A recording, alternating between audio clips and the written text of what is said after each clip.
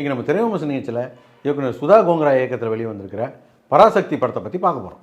இந்த படத்துடைய கதையை பற்றி பார்த்தோம்னா, இந்த படம் ஆரம்பிக்கும் போதே இந்திய எதிர்ப்பு காலகட்டத்தில் நடந்த உண்மை சம்பவங்களை அடிப்படையாக வச்சு இந்த படத்தை எடுத்திருக்கிறதா சொன்னாங்க. இது ஒரு பீரியட் படம்னு சொன்னாங்க. நம்ம 1937லேருந்து இன்றைக்கி வரைக்கும் இந்திய எதிர்த்து போராடிக்கிட்டு தான் இருக்கோம்.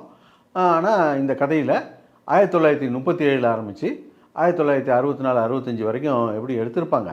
இதில் நம்மளுடைய மொழிப்போர் தியாகிகளான நடராஜன், தாளமுத்து, அப்புறம் சின்னசாமி வரைக்கும் உள்ள கேரக்டரில் நம்ம கண் முன்னால் கொண்டு வந்து நிறுத்த போகிறாங்க. அவங்க பட்ட கஷ்டங்கள், அவங்க பண்ண தியாகங்கள்லாம் இந்த படத்து மூலமாக எல்லாருக்கும் தெரிய போகுது.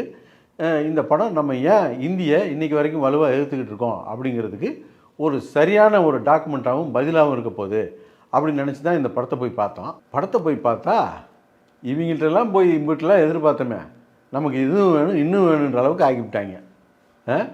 இவங்க படம் பார்த்து படம் எடுக்க கற்றுக்கிட்டவங்கள இந்த படத்துடைய டைரக்டரு பாலா கிட்ட அசிஸ்டண்ட்டாக இருந்திருக்காங்க. அப்புறம் மணி சார்ட்டையும் அசிஸ்டண்ட்டாக இருந்திருக்காங்க.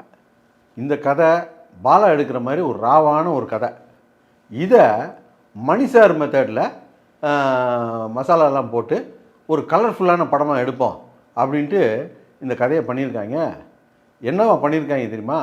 நாங்கள் புரிஞ்சுக்கிட்ட வரைக்கும் சொல்கிறோம், நீங்கள் பார்த்தாலும் அப்படி தான் ஃபீல் பண்ணுவீங்க. படம் சொல்ல வர்ற கருத்தை எந்த மாதிரியான கதைக்குள்ளே கொண்டு போய் பொறுத்திருக்காங்கன்னா, ஹீரோ வந்து ஒரு பெரிய ரவுடி. ஹீரோ ரவுடியாக இருந்தால் அவர் நல்லவராக தான் இருப்பார், நல்ல ரவுடி. இந்த நல்ல ரவுடி அட்டகாசம் பண்ணிக்கிட்டு இருக்காரு. இப்போது இந்த நல்ல ரவுடி அடக்கிறதுக்காக ஒரு கெட்ட போலீஸ் அதிகாரியை கொண்டு வந்து இறக்குறாங்க. அவர் கேஜிபிலெலாம் பயிற்சி எடுத்தவர். அந்த அதிகாரியும் இந்த ஹீரோவும் சண்டை போடும்போது அந்த அதிகாரிக்கு ஒரு காயம் ஏற்பட்டு போகுது.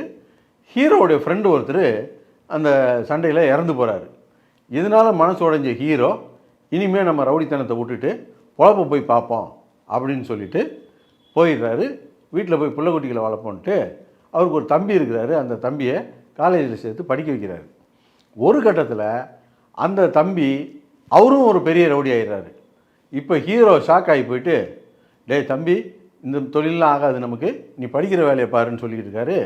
இந்த டைமில் தம்பியை வச்சு அண்ணனை போட்டுடலாம் அப்படின்னு சொல்லிட்டு அந்த போலீஸ் உள்ளே வர்றாரு. உள்ளே வந்தவர் அண்ணனை போடுறதுக்கு பதிலாக தம்பியை போட்டுடுறாரு.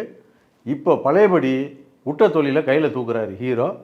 இந்த வில்லனை எதிர்த்து நிற்கிறாரு. அதுக்கப்புறம் என்ன ஆச்சு அப்படிங்கிறது தான் படம். அப்படிங்கிற மாதிரி ஒரு கதையில் அங்கங்கே இந்தியை பற்றி பேசிக்கிட்டு இருக்காங்க. மறந்து போனது திரும்ப திரும்ப ஞாபகம் வந்த மாதிரி இடையில இந்தியை பற்றி பேசிக்கிட்டு இருக்காங்க. இவங்க இந்த கதைக்குள்ளே தான் கொண்டாந்து இந்த இந்திய எதிர்ப்பு கொண்டாந்து பொறுத்திருக்கானுங்க. இதில் ஒரு ஹீரோயினை வச்சுக்கிட்டு 2 3 பாட்டு வேறு பாடிக்கிட்டு இருக்கானுங்க.